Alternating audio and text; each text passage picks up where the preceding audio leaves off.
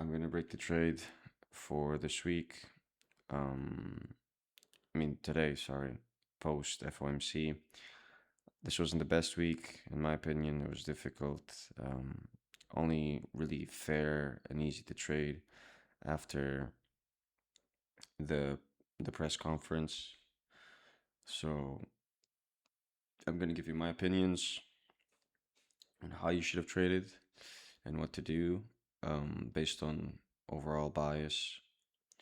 Now, when I went into the week and I started charting, I said we were going to get all-time highs probably, and we did, of course, but then we left this huge gap, which no one liked, and I understand why. But let's just start with the major connections. So if you still have problems figuring that out, you might as well take advantage and look at this. I had this 4-hour deviation laid out that indicated this as my hot zone, so I used this to filter PD arrays within this zone, which was a daily FVG, and there was a daily VI that aligned perfectly with this. So this was my POI. We get SMT at the lows. This low sweeps, right? This one doesn't. So the connection is going to be made from this low, taking advantage that we know that we swept on ES and not on NQ. This is my first step to connecting standard deviation. So if I do have a daily PD array, I'm going to use the 1-hour connection, and I'm going to use the exact same breaker that formed it. So if I'm on the 1 hour, I go like this. This is the leg. I go do exactly the same thing on ES. And this is the swing that formed this breaker. So we go and extend it. From there, I have my overall bias and my zones, which I can then use to basically lay out the framework of market maker model delivery. So I usually have both of them up. I didn't have it on ES because I don't know, I'm still trying to choose my preferred layout. I may go back to my old colors. I still like these colors. I like the old ones as well that I was using, but I don't know. I'm trying to pick. Sorry about that. Okay. Moving on. Once I saw a close above, not of the swing, but I saw this one close. You lay out the breaker and you see the reactions. As you can tell, if you took an entry from this, you would have gotten stopped if you trade like me. And from this one, you don't, especially since we get the stronger SMT here. One of the reasons I tell you always trade a strong pair is one of those, because overall the breaker would have gotten stopped, but the overall delivery is still being mitigated and valid, right? So we go from here and we use this as our layout from the framework of market maker model delivery. If I see NQ tap the breaker before -1, then I'm expecting delivery to -1, and the range I'll use is going to be this low to this high right here. So I'm going to use the correct mitigation right here, and I'm going to start connecting the ranges to check if something happened. So you might be saying, oh, this got mitigated. It didn't, because we only formed this high after we did swing low and then high, right? So this low is not valid. It's in there, but no mitigation was made.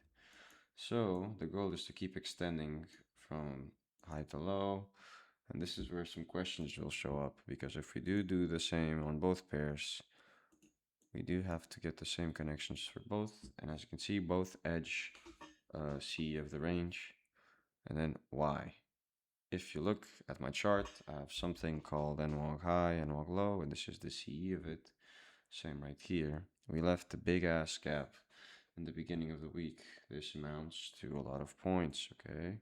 It's a 500 point NWOG. It's very, very big. But what comes into play this week ends up being the NWOG, especially since we got manipulation news into it and then delivery of the C of the NWOG on both pairs. So what we're going to do is base that discount for this week is filled by doing this. So a lot of people were bearish still today because we didn't get CE of a range or NWAG didn't get filled. But when we do reach CE or OT of the NWAG and we reject, I count those as filled. So even if we leave a tiny gap, this is not for the close future. Usually we'll react off of this, deliver, and maybe we'll form a market maker model lower to then deliver to this unfilled part. But if it taps C, I count it as filled. So if price starts rejecting, then I can look for longs. This is one discretionary reason to avoid waiting for C of the higher time frame range. Now, all I did from here was following rules. If I was open to see delivery from here, I already know that -2, if it gets closed above, I can expect a retracement that will give a re-entry for longs. In other words, we're expecting a newer market maker model to be formed on this leg to the upside, and that's exactly what we're going to look for here. Now, I think I found my entry based off the 1 hour right here, because we did have PD array aligning right here, as you can see right there. I tried to look for alignment that could justify movement, and as you can see, this is what we react off of. So 1 hour, this is what I filtered. I go into the 5-minute, I find the breaker, I extend it up, and I keep it like that. So 1, we're gonna go ahead and do the same on an ES. So we find the swing low. As you can see, we do have SMT between the lows. So we go from this low to this high right here. This is the low that sweeps, boom, and then we pull this up, and that's your deviation, okay? So all we need to do is wait for the breaker. Breaker doesn't get tapped. This is where stuff will get a bit more complicated because the delivery wasn't really good in my opinion for both of them. We do get some retracements, but this gets edged. So unfortunately, for this higher time frame model, I didn't have shit, to be honest. But if we do deliver to this zone, there can be two things that happen. As you can see, we go into the -1 zone and we start accumulating, which isn't great. Today's PA wasn't great. There's two options from there. You either get accumulation, a small manipulation, and the distribution, or you can just get shit PA, which I consider to be like this, a very small manipulation, and then just their distribution. So there's no mitigation of ranges, which happens a lot in all-time highs if I'm being honest, but I don't really like trading it. That's why my entries today are going to be a bit sloppy, because I wasn't really expecting to have to take a trade off of that, but I still saw my model, so I took it because I was a bit dry on trades on the week because I had a lot of stuff going on. So let's get into the trades now that you understand my overall bias and thesis for wanting price to draw up. Also, you already know lots of low resistance liquidity to the upside, overall draw being up because news were so bullish. And then the manipulation events, of course, was news low, they get delivery to upside, NWAG fill, and then we can get to trading, right? So going for this, I already knew that we were delivering off the hourly. Now, one thing that's not really great is the fact that we didn't mitigate anything at all. Not on this one, and I'm pretty sure that we didn't mitigate as well on this one. So as you can see, no mitigations were made, so the whole huge bullish leg was left behind. So at first, I was open to see price deliver lower, to be honest. I indeed was waiting for price to deliver lower, but it wasn't showing much intentions after we get low resistance lows, PDA aligned, and then this hourly starts rejecting, right? So we fight a lot in this zone, and I was like, okay, this is not looking very good, but we'll give it a go. So like always, I avoided 930 opens mess, which is just straight up looked good, and then boom, we go down to fuck everyone that was in pre-market longs. And then we're gonna go from here to the entries. So I initially wanted to long off of this tap and then a 30-second model, but I ended up missing it because I wasn't on my computer in time. So I ended up waiting and I checked out this second one that happened.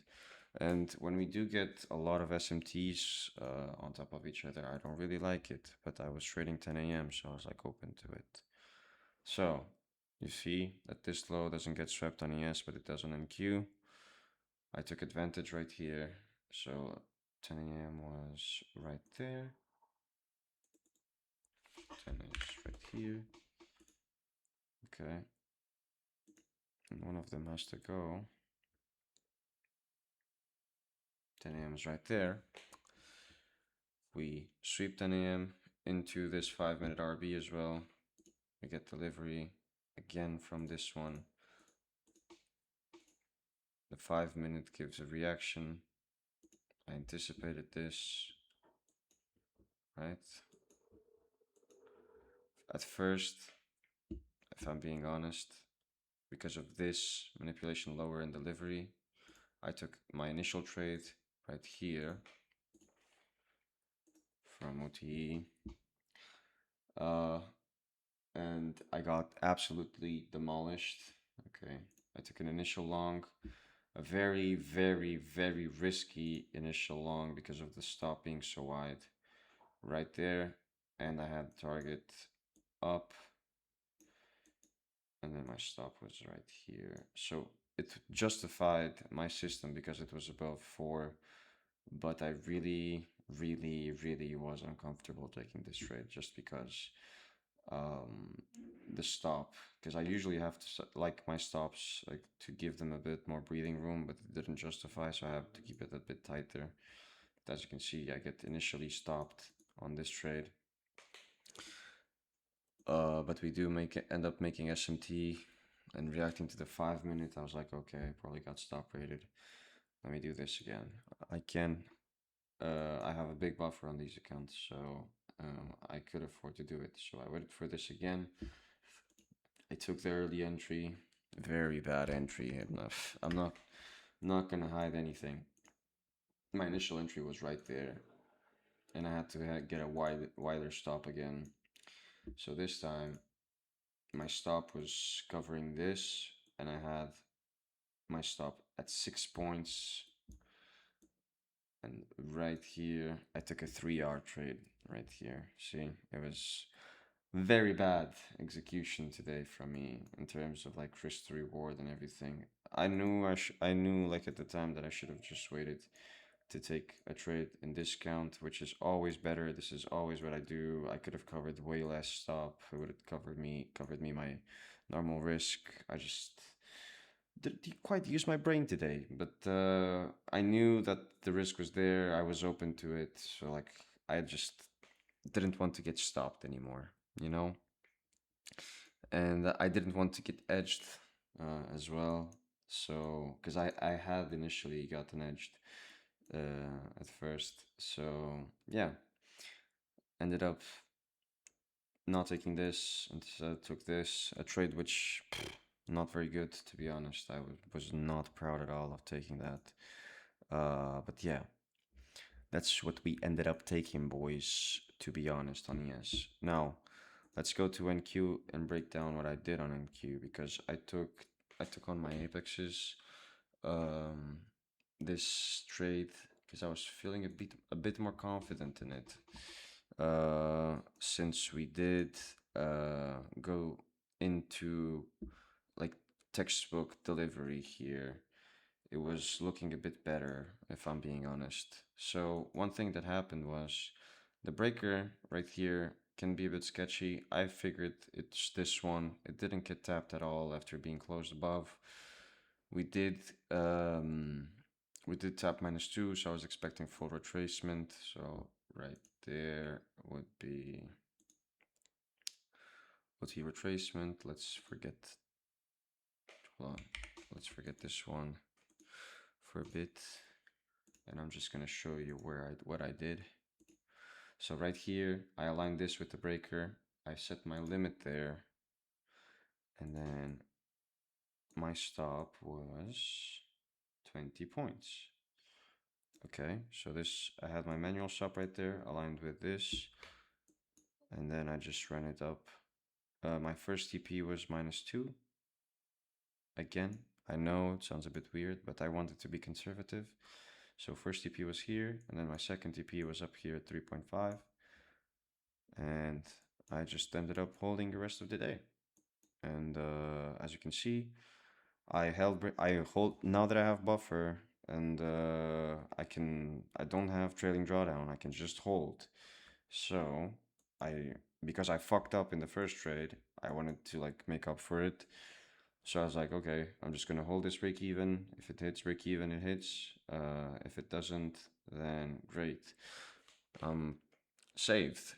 Now this was a bit of a higher risk entry, but that was fine. I'm not going for much PNL on my apexes, so I just took it with how many micros? 4, I guess. I think I took it with 4 micros, which is basically nothing, but still trade ends up running for 256 points, which is great. Great. So yeah, I partial 2 right here, and then I think I end up leaving early around here again because I didn't want to hold. So yeah, it wasn't a big trade or like nothing like that. My original fucking target was up here. I lied. I did this. Sorry. When this swept this. That's why I have this marked out. Sorry. Because this is when we tapped into the hourly. I'm just getting like I was in a call with a student and I said I want to close this. So right here. Exited right there. So around 200 points. That was good. Still 10R. Great, amazing. This was my original target. If I was a bit greedy, I would have targeted this. As you can tell, this would have hit. It would have hit for 13R, which isn't that bad. But yeah, very simple. Nothing like complicated. I just took very simple entries because my motive wave wasn't working. So yeah.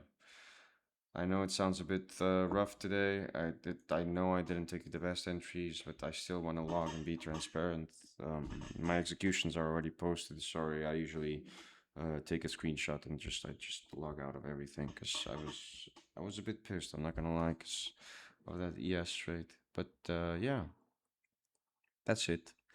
If you have questions, just let me know. I hope I structured this well. I'm a bit tired, so if you need anything else from me, just let me know.